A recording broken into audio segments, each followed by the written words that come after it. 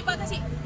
Kan berdekan lepak ketua jurnalis Aceh.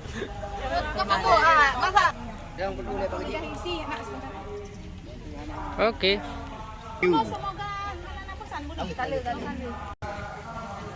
Oke, Bun. Mantap. Pendidikan kondusif harus mencerminkan 4 indikator penting. Yang pertama, dinas pendidikan atau pemerintah hari ini harus benar-benar memperhatikan sekolah. Yang kedua, kepala sekolah dan pengawas sekolah yang hari ini benar-benar memberi kontribusi yang luar biasa terhadap sekolah.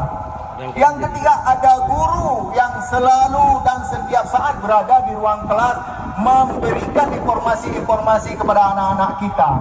Yang keempat, ada wali murid dan siswa yang mau mengikuti arahan dan bimbingan apapun yang disampaikan oleh sekolah.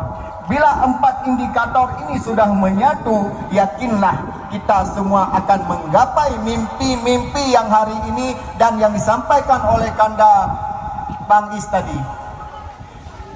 Kita sudah mendengar pemerintah Biren akan mengeksplor minyak pidi dan birin. Apakah persiapan-persiapan yang sudah dilakukan hari ini? Kita belum. Maka arahan-arahan itu yang perlu kita cermati bersama untuk menggapai mimpi-mimpi masyarakat Biren ke depan. Kita tidak lagi menjadi penonton. Pengalaman ini sudah sangat bagus bagi kita untuk orang Aceh. Mungkin pengalaman pahit ini jangan lagi terulang untuk generasi-generasi berikutnya.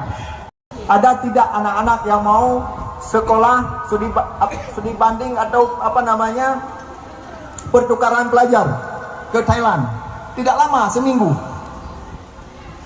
Kalau 5 orang itu free, ditanggung oleh ada lembaga. Lebihnya kita harus tanggung. Kalau hari ini ada anak SMK ini, saya akan undang Elga ke sini. Bagaimana caranya anak-anak ini bisa kita berangkatkan ke Thailand? Izin segala macam kami yang urus.